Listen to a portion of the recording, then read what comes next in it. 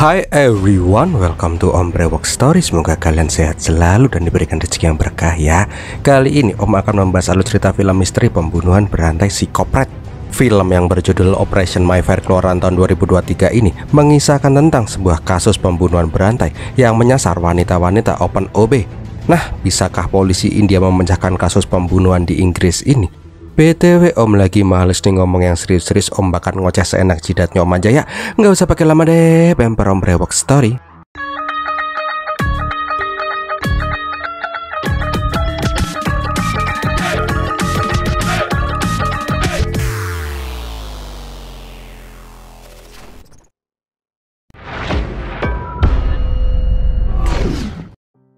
London, Inggris, diperlihatkan ada seorang mas-mas India yang pakai kerodong berjalan sendirian gitu. Ternyata tuh orang sedang mengintai seorang model pakaian dalam yang bernama Sarah Jones. Tapi emang pulen sini bule ya. Dengan tiba-tiba, orang itu langsung menodongkan pistol dan menyeret tumbak Sarah. Habis itu dia langsung pakai plastik di kepalanya dan melucuti pakaiannya tuh tante-tante.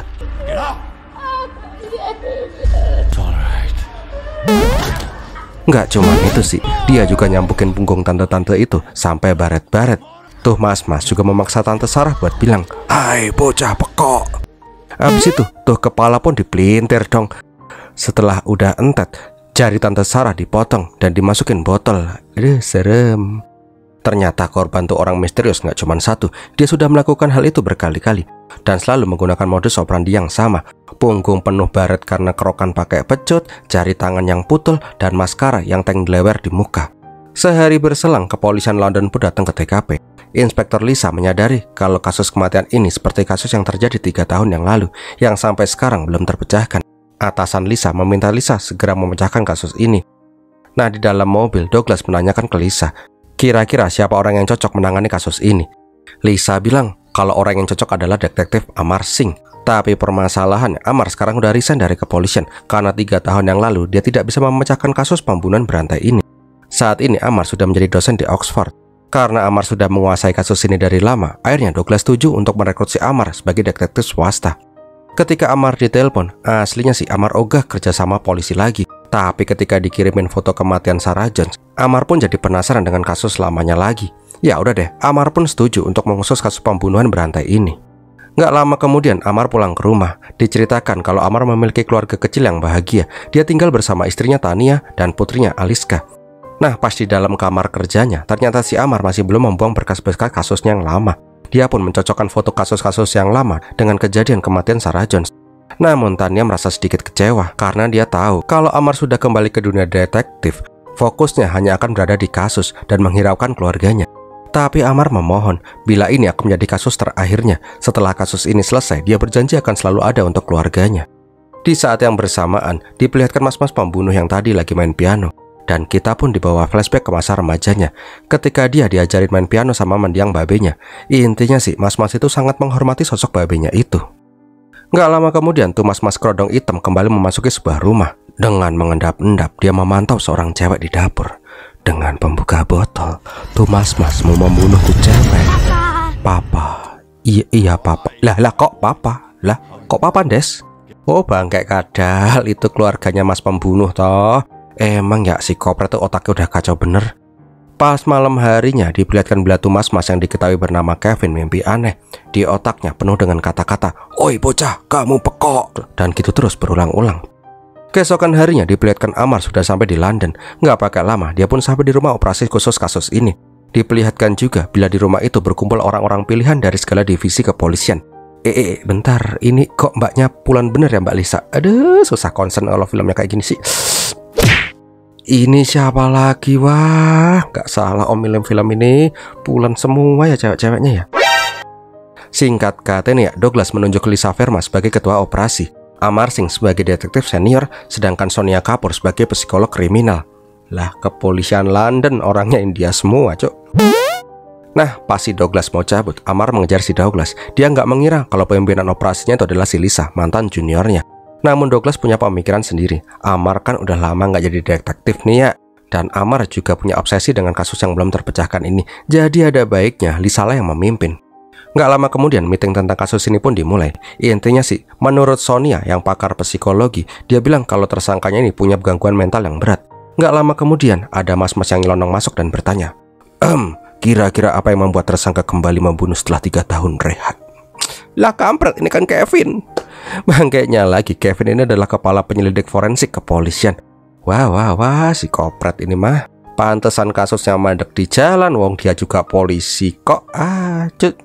Singkat cerita, mereka pun melanjutkan meeting dan membahas kemungkinan pembunuhan itu, tanpa tahu kalau pembunuh yang mereka cari itu lagi ngobrol bareng mereka dengan tenangnya. Setelah meeting selesai, Amar mulai kok dari samping Lisa pulen bener ya. Aduh, fokus. Lah, abis Mbak Lisa sekarang Mbak Sonia yang pakai baju gitu. Aduh, senengnya nih mata. Bentar, kok duduk bareng si Amar? Walah, ternyata Amar dan Sonia ini dulu pernah punya hubungan romantis gitu. Nah, alasan Amar menemui Sonia adalah meminta maaf ke Sonia tentang apa yang dia lakukan sebelum mereka berpisah. Sonia bilang, ya udahlah, lagian juga udah masa lalu juga kok ya. Nah, pas mau berpisah, Sonia pengen memeluk tapi langsung ditolak sama si Amar. Aduh mas, Amar, rezeki nomplok kok ya ditolak toh ya. Malam harinya diperlihatkan meeting tentang pembunuhan berantai. Di sini mereka pun sepakat kalau pembunuhnya itu merupakan seorang psikopat dengan gangguan jiwa akut. Mendengar itu, tiba-tiba si Kevin memotong. Dia nggak setuju dengan statement Sonia dan si Amar itu, dan tiba-tiba langsung meninggalkan meeting. Lah, kok yang ngambek? Nah, merasa ada yang aneh dengan si Kevin, Amar pun bertanya, kenapa Kevin mengajukan pertanyaan di awal pertemuan mereka, yaitu pertanyaan, kenapa pembunuh kembali setelah 3 tahun rehat? Apa yang membuat Kevin yakin kalau pembunuh 3 tahun yang lalu sama dengan pembunuh saat ini? Sedangkan dari statement Kevin, di TKP tidak pernah ditemukan bukti dan petunjuk ke tersangka. Di sini Kevin hanya terdiam dan malah balik tanya, sudah sejauh mana penyelidikan Amar tentang tersangka?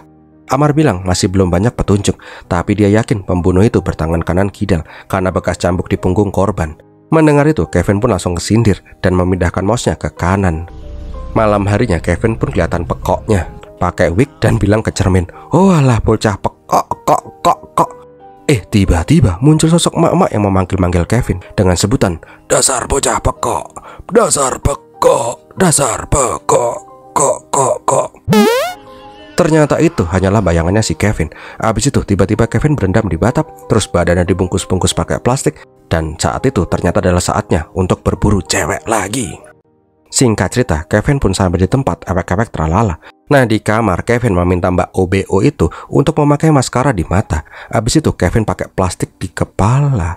Nggak cuman itu, Kevin juga meminta mbak-mbak itu untuk menghina dirinya dengan kata-kata, Kevin, kamu bocah pekok. Mendengar digituin, Kevin pun langsung nepsong. Dan kalian udah pada tahu kan kelanjutannya. Keesokan harinya diperlihatkan si Amar yang lagi makan bekal dikasih sama Sonia. Wah, ini nih awal mula perselingkuhan tuh dari kayak gini nih. Tapi yakinlah sumpah, Sonia itu pulen bener ya, kayak beras rojo lele. Sedangkan di saat yang bersamaan, Lisa mendatangi TKP. Ternyata Kevin sudah berada di sana. Kevin mengatakan kalau kali ini sama aja, nggak ada bukti dan petunjuk yang ditinggalkan oleh pelaku. Sidik jari, keringat, bau badan, bau kentut, semuanya bersih coy. Ya iyalah, ente yang ngebunuh, ente yang ngecek bukti itu sendiri, ya nggak bakalan ketemu lah. Nggak lama kemudian si Amar pun datang juga. Di sini dia pun melihat dari sisi detektif. Setelah muter-muter, Amar mengambil sebuah speaker Alexa. Dia meminta tim forensik untuk mengambil tuh speaker Alexa. Nah, di markas, Amar terus-terusan bilang, Alexa, putar rekaman suara kemarin. Jelas aja, Kevin dan Lisa pun ngetawain si Amar lah.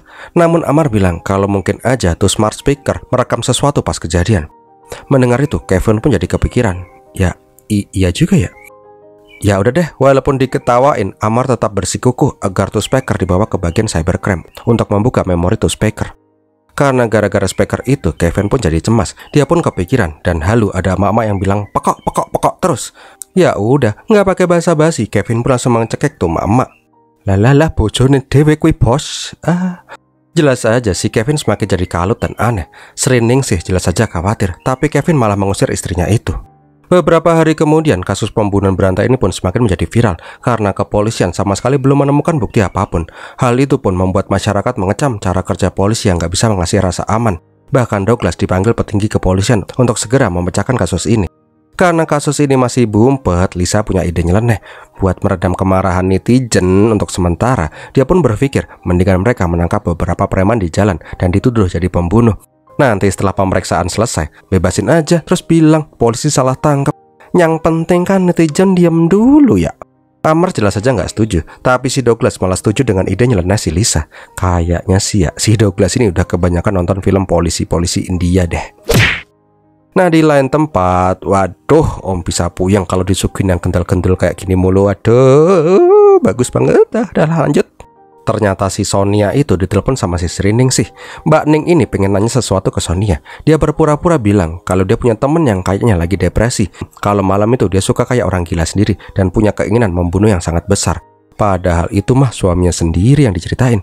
Sonia bilang kalau orang udah sampai di titik itu, berarti itu orang udah sampai di taraf psikopret.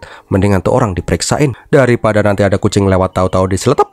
Di saat yang bersamaan, kepolisian melakukan penggerebekan ke penjahat-penjahat receh buat mencari kambing hitam sementara. Dan hasilnya pun memuaskan. Operasi abal-abal itu sedikit membuat publik puas, tapi Amar tetap aja nggak bisa menerima dan pengen mencari pelaku yang sebenarnya. Di lain tempat juga diperlihatkan Sonia yang lagi-lagi bikin Om nggak konsen. Yakinlah sumpah kalau psikolognya kayak gini, pasiennya pada tambah gila ini mah. Adalah intinya sih, secara mandiri Amar melakukan penyelidikan sendiri. Sedangkan si Kevin juga bekerja untuk mencari kambing hitamnya sendiri. Singkat kata ya, Kevin menemukan sosok yang cocok untuk dijadikan kambing hitamnya.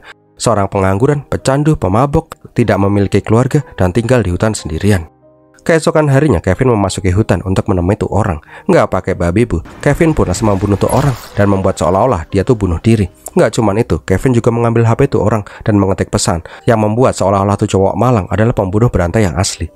Nggak lama kemudian Amar sampai di TKP dalam hutan. Mbak Mentutuk juga bilang, Mbak Lisa juga bilang kalau kematian ini sangat membingungkan. Yalah, Kevin udah ada di sana toh. Di sini Kevin bilang kalau ini adalah bunuh diri, tapi dia menemukan sebuah bukti yang berhubungan dengan pembunuhan berantai. Ada pisau bedah yang identik dengan pisau yang digunakan pelaku untuk memotong jari korban.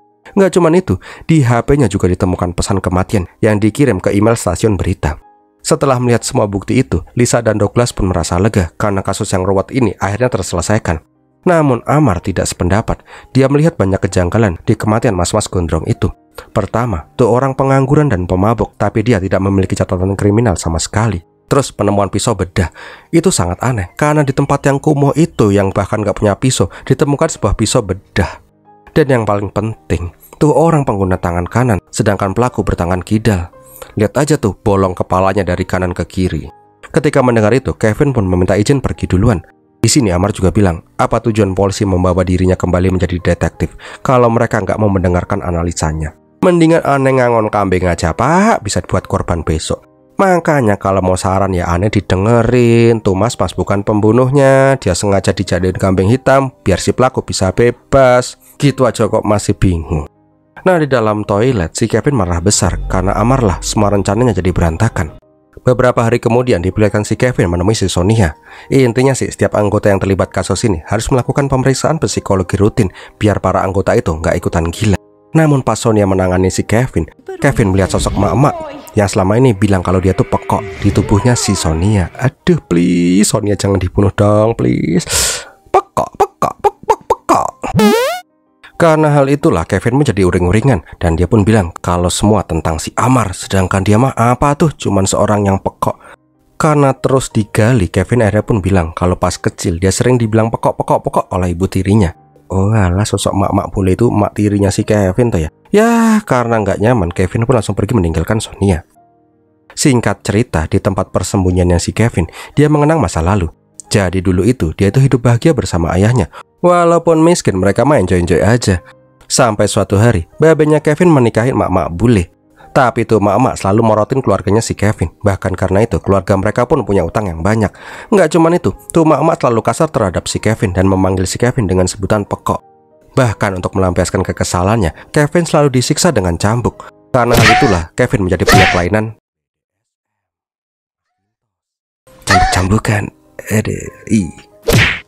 Keesokan harinya giliran si Amar yang melakukan pemeriksaan psikologi. Aduh bajunya bener ini Mas Sonia madu. Aduh lah kok langsung meluk. Aduh. Tapi sekali lagi Amar menolak pelukan dari mbak-mbak Pulan tank gemblandul itu. Amar bilang kalau dia tuh udah punya bini dan anak. Maaf ya.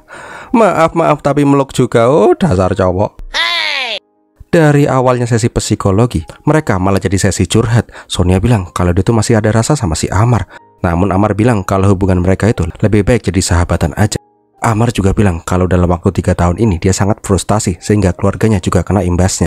Aduh, kasihan benar kamu, Mar. Sini aku pegang tanganmu, ngelus-ngelus bubu ya ora apa-apa. Setelah ketemu sama si Sonia, terlihat si Amar dihampiri si Lisa di taman. Alah, podo bae, pulen bener juga ini mah. Lisa menanyakan kemana aja si Amar. Dari beberapa hari yang lalu hilang dan gak ngasih laporan. Lisa juga memberikan hasil rekaman yang tersimpan di memori speaker Alexa. Namun ada yang aneh, ada satu rekaman suara yang bilang, bocah pekok, bocah pekok. Amar jelas saja curiga dengan hal itu. Namun Lisa bilang, "Dahlah, nggak usah mikir yang berat-berat. Mendingan kita ke pestanya si Kevin aja, yuk." Singkat cerita, Kevin kelihatan kaget pas melihat ada Amar di sana. Nah, di sana Amar malah membahas tentang pembunuhan berantai itu. Amar bilang kalau pembunuh itu sangat pintar dan cerdas. Di sini Kevin mengatakan, di pestanya dia nggak mau membahas tentang kerjaan. Nah, di saat pesta udah mau selesai, Amar bilang dengan lantang, "Terima kasih Lisa tentang hasil rekaman Alexanya. Karena hal itu, penjahat yang asli akan segera ditangkap. Terus besok weekend, kalau bisa kamu datang aja ya ke pesta kebun rumahku ya, ada acara obong-obongan." Mendengar itu, si Kevin pun merasa kesal sendiri. Dan setelah itu, kita diperlihatkan bila si Kevin menemui pembunuh bayaran yang dulu pernah dipenjara gara-gara ditangkap oleh si Amar. Intinya sih, Kevin membayar tuh mas-mas untuk membunuh si Amar pas acara pesta kebun weekend ini. Keesokan harinya diperlihatkan ada mbak-mbak India yang pakai baju seksi walaupun bodinya tank pelotot.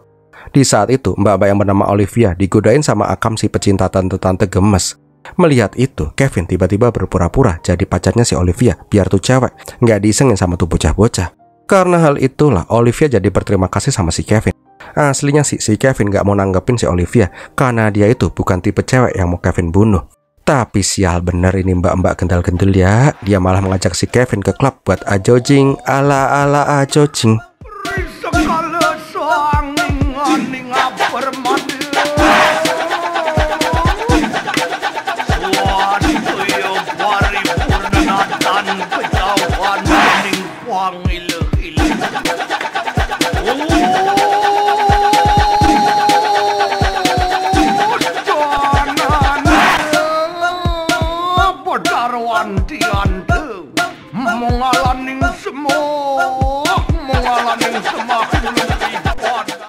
Sialnya lagi, Olivia yang nggak tahu apa-apa ini malah mengundang si Kevin datang ke rumahnya. Wah, ini mah menjemput ajal sendiri. Di lain tempat di Oxford, diperlihatkan bila si Lisa datang ke rumah Amar buat pesta kebun. Tapi tanpa mereka sadari, pembunuh bayaran disuruh sama si Kevin juga meludus masuk ke rumah itu. Nah, di dalam, Amar akhirnya bilang ke Lisa, "Ada yang janggal nggak sih ya? Di TKP pembunuhan pasti nggak ada petunjuk sama sekali. Itu emang karena penjahatnya itu bisa ilmu hilang. Atau tim forensik kita itu geblek nggak becus kerjaannya. Atau, ini atau lo ya, atau lagi, ada seseorang yang sengaja menghilangkan petunjuk itu. Kevin contohnya?" Lisa bilang, apakah Amar mencurigai si Kevin dan timnya? Menurut Amar sih, semuanya itu serba kebetulan.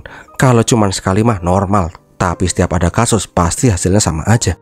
Nah, pas si Amar mau masuk ke dalam buat ngambil kecap ABC, Om baru sadar kalau si Tania itu juga gede ya. Aduh, nggak kalah sama punya si Sonia.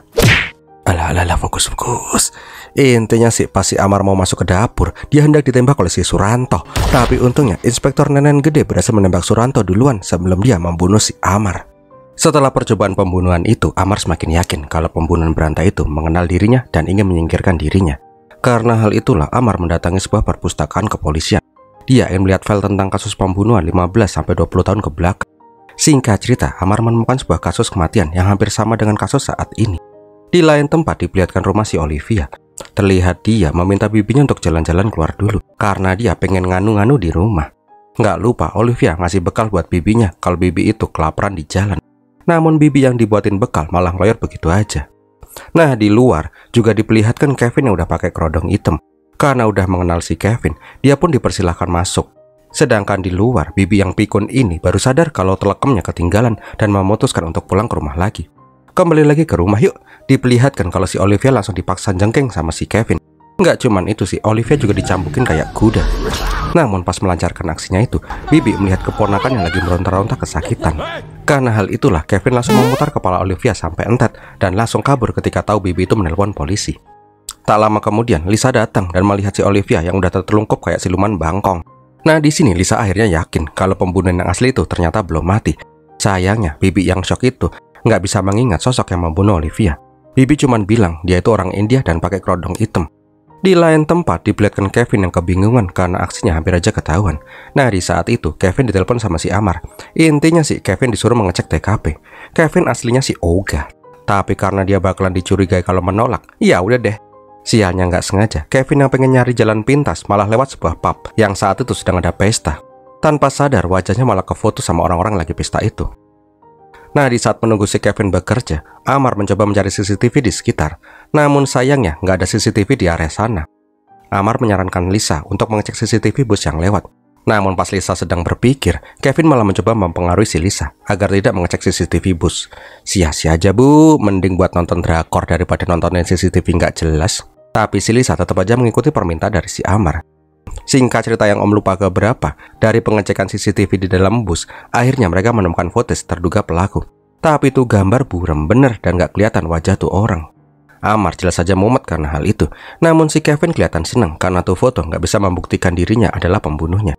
Karena gak mau berdiam diri aja, Amar mencoba menyusuri jalan di London yang dilewati oleh bus itu. Dan sampailah di sebuah pub. Intinya sih Amar nanya-nanya ke penjaga bar yang bernama Nancy. Dari Nancy itulah akhirnya Amar bisa tahu kalau semalam ada pesta liar di sini. Dan Amar pengen lihat hasil foto-foto semalam. Siapa tahu bisa menemukan tersangka. Gak lama kemudian Amar mendatangi rumahnya Stephanie. Setelah menjelaskan apa keperluannya, Stephanie menunjukkan foto pesta semalam. Dan walah, Amar menemukan foto yang dia cari. Lebih jelas dan lebih kelihatan. Karena udah mendapatkan bukti kuat, Amar langsung melaporkan itu ke Douglas. Intinya sih Amar meminta kuasa penuh agar bisa menemukan pembunuh itu. Di lain tempat, ini lagi seru-serunya disuguhin belahan lagi, cow. Aduh, fokus dulu om. Ternyata Amar sengaja menemui si Sonia untuk berkonsultasi. Jujur Li, Amar mencurigai si Kevin. Di sini dia ingin melihat hasil pemeriksaan si Kevin kemarin. Nah, pas Sonia tahu ada kata-kata bocah pekok di rekaman speaker Alexa, Sonia bilang kalau Kevin kemarin juga bilang kata-kata kayak gitu. Ya udah deh, Amar pun semakin curiga dengan si Kevin. Nggak lama kemudian Lisa datang. Dia bilang dia udah berhasil menemukan panti asuhan yang ingin dikunjungi oleh si Amar. Di sini Amar mengajak si Sonia untuk ke panti asuhan itu dan meminta si Lisa untuk mengumpulkan semua hasil forensik yang dilaporkan oleh si Kevin dan yang tersimpan di database kepolisian. Hal itu untuk menyocokkan foto terduga pelaku dengan penjahat yang asli. Singkat cerita, Amar dan Mbak Pulan ini pun sampai di sebuah panti asuhan. Aduh, belahan lagi. Aduh, kencet dah. Intinya sih, Amar ingin tahu tentang anak bernama Antonio da Costa. Antonio itu ternyata adalah si Kevin yang kita kenal. Dulu itu pas babenya mati, emak tirinya si Kevin memaksanya untuk tinggal di panti asuhan ini. Pak Robin juga bilang, bila Antonio itu pernah hampir membunuh gurunya di sana, karena tuh guru memanggil dirinya dengan sebutan pekok. So, udah pasti fix no debat kalau Antonio itu adalah si Kevin, tersangka pembunuhan berantai. Di markas pusat, diperlihatkan bagian cybercrime sedang melacak muka pembunuh dengan software tertentu. Namun sudah berkali-kali dilakukan penyoncokan ke wajah yang terdaftar di database penjahat, hasilnya nihil. Karena penasaran, Lisa pun menyuruh penyoncokan dengan database warga lokal London. Operator bilang kalau itu membutuhkan waktu yang sangat lama. Nah, di saat udah mau ketahuan itu, Kevin bilang ke Lisa kalau dia punya petunjuk baru soal kasus pembunuhan ini. Singkat cerita, si Kevin membawa si Lisa ke sebuah tempat gitu. Dia bilang kalau dia nggak sengaja menemukan tempat persembunyian pembunuh. Dan benar aja, di dalam ada barang-barang yang mengerikan. Dari foto-foto korban, jari yang dimasukin botol, dan lain-lain. Di lain tempat, Sonia dan Amar bertanya-tanya kenapa si Kevin kelihatan yang adem ayam kayak gitu. Ternyata adalah si sosopat. Sialnya, pas Amar ingin memberitahu si Lisa, sinyalnya malah kempis-kempis karena Lisa sedang berada di basement. Nah, pas foto tersangka pembunuhan dikirim ke Lisa, Kevin langsung membatu HP dan bilang, mau tahu nggak kenapa aku bisa menemukan tempat ini?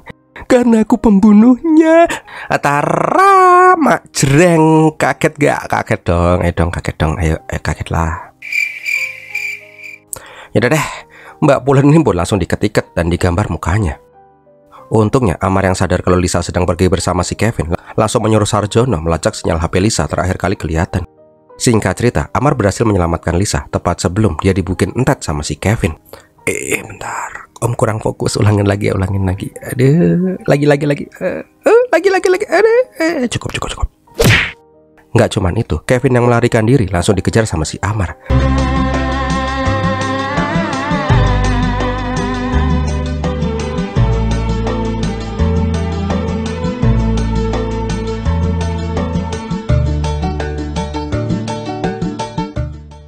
Singkat cerita, karena ditinggal sama kereta, akhirnya Kevin pun menyerah. Nggak lama kemudian Kevin pun diinterogasi gitu. Sialnya Kevin mengajukan penahanan bagi orang gangguan jiwa. Dia tidak ingin didakwa sebagai pembunuh normal, dia ingin didakwa sebagai orang gila dan mendapatkan rehabilitasi